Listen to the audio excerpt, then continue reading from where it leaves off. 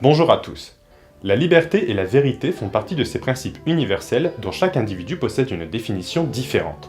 Le sujet qui nous intéresse aujourd'hui concerne l'intrusion de deux puissances mondiales dans une crise nationale, chacune estimant défendre une morale absolue. Bienvenue dans CQFD, l'émission qui traite l'actualité comme elle le mérite.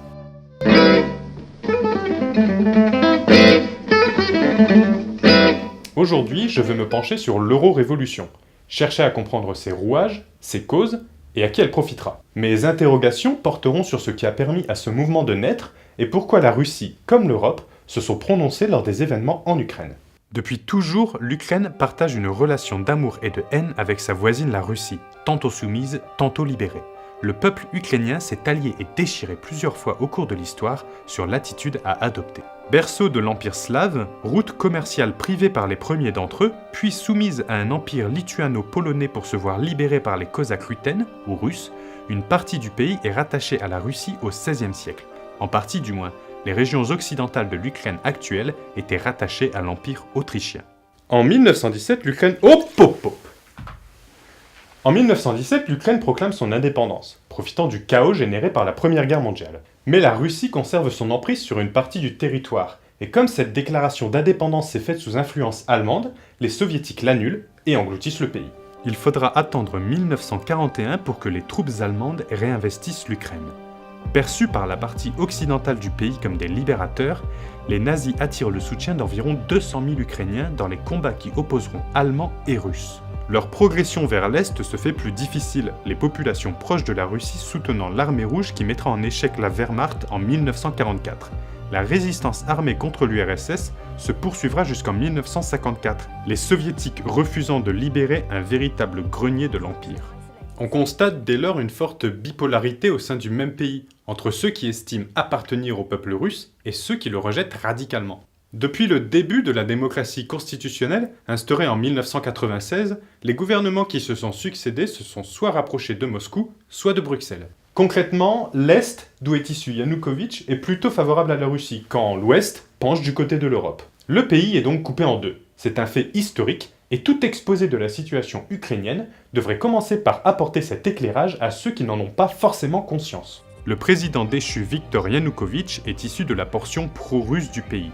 Élu le 7 février 2010 au second tour d'une élection présidentielle régulière, il accède au pouvoir suprême sous les protestations d'une partie du pays. À sa prise de fonction, il a conscience que son pays est endetté. Il annonce qu'il va remédier à cette situation en organisant des partenariats commerciaux à la fois avec la Russie et avec l'Europe, ce qui contenterait aussi bien son électorat que ses opposants. En pratique, il renoue avec les vieilles habitudes poussiéreuses de l'URSS. Un amendement de la Constitution, validé par la Cour constitutionnelle, lui octroie de nouveaux pouvoirs, limoger arbitrairement un ministre ou un dirigeant de journal d'information par exemple. Les analystes internationaux et certaines ONG telles que Freedom House s'alarment, y voyant une atteinte au principe de la liberté d'information et à l'état de droit.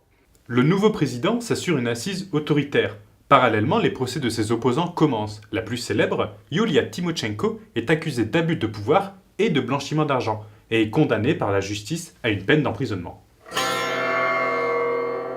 Dans le même temps, Yanukovych se rapproche du Kremlin et signe un accord sur l'importation du gaz russe. L'Europe est délaissée, ainsi que toute une partie de la population ukrainienne. C'est malheureusement insuffisant pour redresser la situation économique du pays.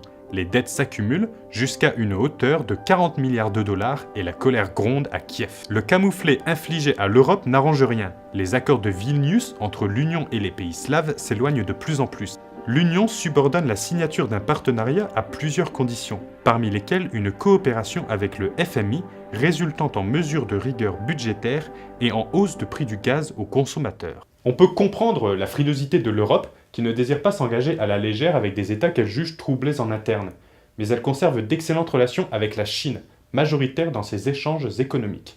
En novembre 2013, le Premier ministre ukrainien rejette officiellement la signature des accords commerciaux avec l'Europe. On l'accuse alors de subir des pressions russes, ce qu'il reconnaîtra quelques jours plus tard. Les citoyens pro-européens n'en supportent pas plus. Le 21 novembre 2013, le peuple se soulève à Kiev. Dès lors, Russie et Europe entrent dans le bal des hypocrites que sont les relations internationales. Chaque danseur s'efforçant de guider l'autre et de lui imposer son rythme. vorüber wie ein Traum. La Russie estime avoir son mot à dire dans la mesure où elle dispose d'un ancrage historique dans le pays, mais ses intérêts se situent plutôt sur ses comptes bancaires. Moscou espère agrandir sa sphère d'influence en enrôlant toute l'Europe de l'Est dans une zone de libre-échange et en tirer une puissance interétatique rivalisant avec l'Union. Il ne faut pas oublier que l'Ukraine est grandement endettée envers la Russie, ses arriérés de paiement s'accumulent. Poutine accorde, grand seigneur, un nouveau prêt à l'Ukraine afin qu'elle rembourse les intérêts déjà engagés et recule le délai de paiement de la facture de gaz. Le geste est loin d'être généreux. Dans la dernière décennie, le Kremlin a fait osciller plusieurs fois les prix d'importation du gaz ou les tarifs douaniers chaque fois que l'Ukraine se rapprochait de l'Europe. Vladimir Poutine s'attribue le beau rôle. Il vient en aide à l'Ukraine quand l'Europe ne fait rien. Mais il ne trompe personne, et les manifestations pro-européennes ne faiblissent pas. De fait, la Russie n'intervient jamais officiellement dans la crise politique et civile qui agite le pays. Le ministre russe, Sergueï Lavrov, déclare même qu'il faut laisser l'Ukraine régler elle-même sa situation politique le 4 décembre. La Russie préfère prendre du recul vis-à-vis de la situation. Elle soutient discrètement Yanukovych, propose des solutions à la crise économique, mais ne fait que peu de commentaires sur les agissements même des manifestants. Poutine estime que la situation doit se résoudre en cercle fermé, sans aide extérieure. Olga. De son côté, l'Europe ne peut prétendre à de profondes relations avec l'Ukraine. De fait, aucune adhésion à l'Union n'est à l'ordre du jour, à l'inverse de relations commerciales qui sont bien réelles. Ces investissements s'élèvent à environ 1,8 milliard d'euros depuis 2009, par l'intermédiaire de la BEI, les accords de Vilnius ayant pour vocation de renforcer ces liens ténus et timides.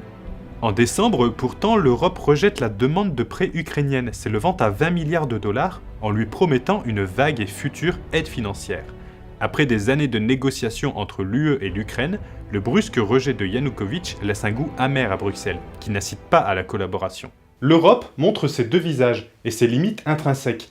Elle rejette toute adhésion de la famille soviétique décomposée, tout en confirmant de fortes relations avec elle. L'Union a les mains liées, elle ne peut intervenir en Ukraine sans accord préalable de l'ONU, et elle n'a ni l'ambition ni les moyens de forcer d'autres États à s'associer à elle.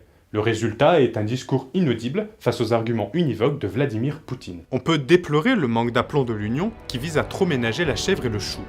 À vouloir conserver de bonnes relations avec de fortes têtes telles que la Russie, tout en restant une partenaire privilégiée des républiques slaves que Poutine convoite, les résultats se font distants et le modèle pacifique est vécu par les eurosceptiques comme un échec. Au final, les pro-européens remportent la première manche, soutenus par l'Union qui défendait leur combat pour la liberté. Le pouvoir change de visage, la politique est renversée, ce qui ne manquera pas d'agacer les pro-russes. D'un autre côté, la situation économique du pays ne change pas, et les injections extérieures, qu'il s'agisse de milliards d'euros ou de roubles, ne suffiront pas à relancer le pays dans la dette. Les deux colosses qui entourent l'Ukraine n'auront trouvé aucun terrain d'entente, tirant chacun la couverture de leur côté au risque de ne rien laisser à un peuple dans la tourmente. Oui. Non! L'Ukraine semble de plus en plus se diriger vers une fracture radicale. Le meilleur exemple étant la Crimée, qui a organisé un référendum non reconnu par l'UE ni par le nouveau gouvernement, qui vise à toujours plus se rapprocher du Kremlin. L'histoire sera seul témoin de l'avenir de l'Ukraine. Tout comme nous ne pouvions comprendre la situation actuelle du pays sans nous plonger dans les siècles précédents, nous ne sommes pas en mesure de déterminer ce que le présent apportera au futur. À l'heure actuelle, la Russie se fait de plus en plus pressante, maintenant que les régions qui la soutiennent se sentent menacées, et l'Europe a l'illusion de s'entretenir avec un interlocuteur plus raisonnable et qui soutient ses principes. Le fossé se creuse au sein du peuple. La responsabilité européenne ne doit pas être négligée. En s'opposant à un État légitime et en soutenant une moitié de la population, elle s'est mise à dos l'autre moitié qui ne voyait pas en Yanukovych un danger. Il est tout aussi facile de blâmer la Russie, qui aurait sans doute agi de la même manière si les circonstances s'y étaient prêtées. Ses agissements récents vont dans ce sens, mais son intervention, plus claire et un peu moins à droite, semble offrir des résultats plus radicaux. Oula! Je n'ai pas pour vocation de me prononcer sur le conflit, seulement d'évoquer des faits bruts, sans manichéisme. Il ne s'agit pas de déterminer qui fait le bien ou qui fait le mal, seulement d'expliciter les limites et les oppositions entre les intérêts divergents qui animent ce qui fait débat.